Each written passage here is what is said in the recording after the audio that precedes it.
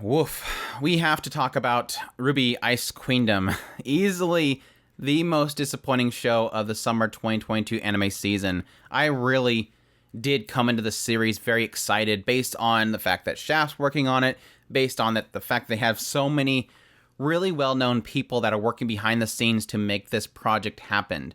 It seemed like there was passion there. It really did. And as we got past that first 3 episodes, that really felt like a pilot. Like, it felt like the first 3 episodes they dropped early was so polished and so good, so visually pleasing.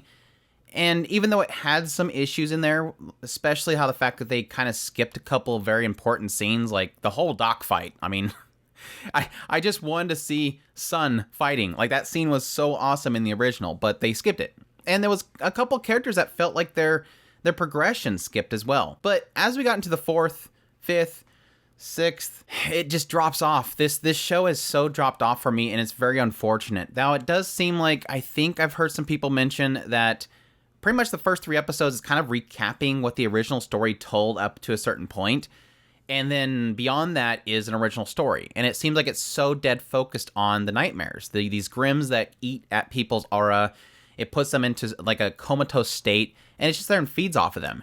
And the only way they can kind of remedy it is by using this kind of dream inserting where the characters themselves go inside and they find the Grim and they defeat it. And we've seen like a brief, not really didn't see a brief. It implied that John had this happen to him. And then right after that, we're assuming that Weiss went into this. Like, it literally cuts from showing Weiss having this whole nightmare thing creeping up her neck, and then boom, the next scene we seen, RWBY is inside of some sort of snow area, and I guess this is Weiss's dream world. Okay, yes, it is Weiss's dream world. And then beyond that, it's been literally spinning our wheels for 3 episodes. Like, it feels like we're just doing the same thing over and over again with some sort of variance in between. And it's losing me. Like, it is literally losing me at this point because on one hand, it feels like it's trying to do a lot of character progressions. It's trying to show how these characters can come together by seeing these true sides of each other. Yes, granted, the nightmare is trying to produce falsities. It's trying to produce these doubts that you would have in somebody's perspective of you. But at the same time, it's showing these subtle details of trust in other people. Like this whole aspect of the caging. There's certain people that are inside of these bars. And these bars are essentially a sign of this place that she wants to keep these people in there. These people that are special in some way to her. She does see some positivity towards them. And even though it's trying to show that, again, it's spinning its wheels. It's showing the same scenario over and over again. Initially, go inside, go in deeper, see how everything's set up. Yes, all these symbolisms of what is driving Weiss's mind. And then failure, pull her back out. Okay, let's try again. Put back in, go in there, get further, show a couple of signs of things, and then we fail, pull them back out. Oh yeah, we're gonna go in there again. It's just, it feels like, again, it's showing progression, but at the same time, it's not progressing. It just feels like they're in the same spot for episode after episode. And that's not even to get into easily my biggest gripe for RWBY right now. And that is, if you asked Andrew, hey, why is RWBY Ice Queendom so exciting for you? Honestly, the original RWBY, I never watched it. I had no desire to watch it. I'm more of focused on anime. I'm more focused on things that are produced in Japan. I only have so much time in my day. Anime in Japan is my thing. So honestly, the one thing that was drawing me to check out many of the fight scenes, even still, was the fact that I knew, from a lot of people's perspective, this original RWBY has some really cool fight scenes. The choreography, how the fights play out, is really creative. And so yes, I watched tons of them. I even watched a lot of the videos that were pre-RWBY in its production that Monty Ohm did. So the draw that I was having when they announced that, Japan is making one is like, cool. I'll get to see something that was, yes, honestly, I'm going to be truthfully honest, didn't look good. Like some very, very basic CGI movement characters that I could never really stomach, now being done in beautifully hand-drawn animation by a very well-known studio, Shaft. So I'm like, yes, show me these cool fight scenes in beautiful artistic 2D animation. I find that more appealing to me. I don't find as much of a creative and artistic value to CGI as most people do. You're welcome to. I'm not criticizing you for that. I don't. I find more value in the creativity of 2D animation and how you can make something drawn look alive. And so yes, when I watched the first 3 episodes of this adaptation, I was like, these are cool. Like a lot of the fight scenes in the first 3 episodes were very beautifully done, very well polished. It looked beautiful, especially Ruby just going around and warping around in her semblance or whatever they call it. It looked beautiful, and that was it. That was it. Beyond then, episode 4 and beyond, where is this at? Like, what are we doing now? Like, what is the goal here? It really went from me feeling like this was a tribute to the hard work and passion of Monty Oum and the members of Rooster Teeth. That was a project that was so beloved by so many people. Something that technically did have a lot of fandom in Japan. Taking what, yes, a lot of people, including myself, would feel like this very robotic, CGI-looking stiff animation and making it beautiful. And now we're going back.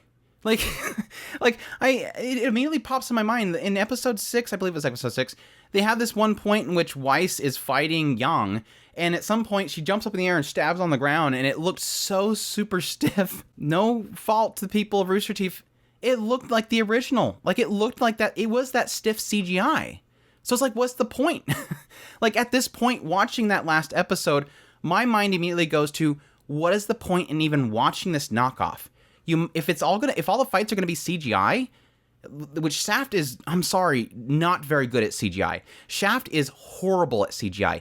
Even the Monogatari series, there was so much CGI in there that was just very off-putting. The desks and the books flying around. Shaft sucks at CGI. Plain and simple, they suck at CGI. And so now that we're at the point now with RWBY Ice Queendom, where it seems like every fight scene now is CGI, what's the point? What's the point in getting a less interesting story? Yes, granted, the story moments are going to be done in 2D, which is a lot more appealing than seeing a bunch of CGI characters standing around talking. But the fights, they're not there. It's not there. There's no passion. There's no creativity. There's no style to it. It's just stiff CGI fighting.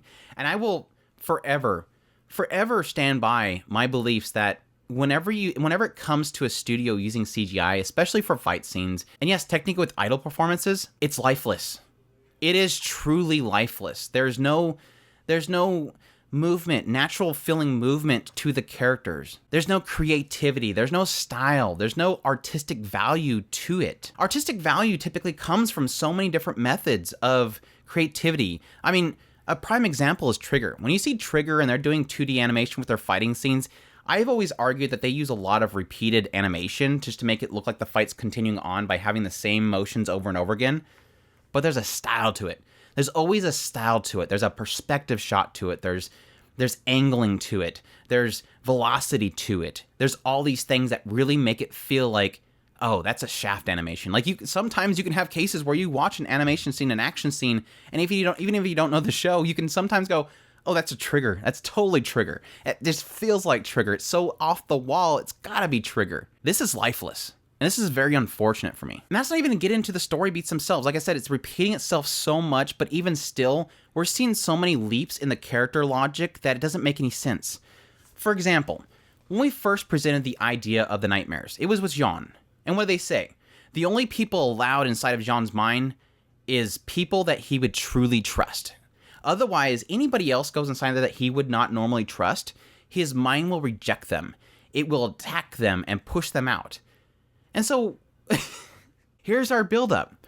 We've had 3 episodes with RWBY really bashing heads with Weiss the entire time. Weiss hates RWBY. She's always hated RWBY. RWBY is this girl that got something that she didn't deserve. Weiss deserves it. I myself am important. I fought for this position. I'm much better than RWBY. Why is she the leader? And she was even deceiving RWBY into believing that she trusted her. And then cut scenes, and now Weiss is accepting RWBY into her mind. Yes, you can argue that it's some sort of subconscious that she actually trusts RWBY, despite the fact that outwardly she's tsundere or something like that and is pushing away RWBY. But it doesn't make any sense.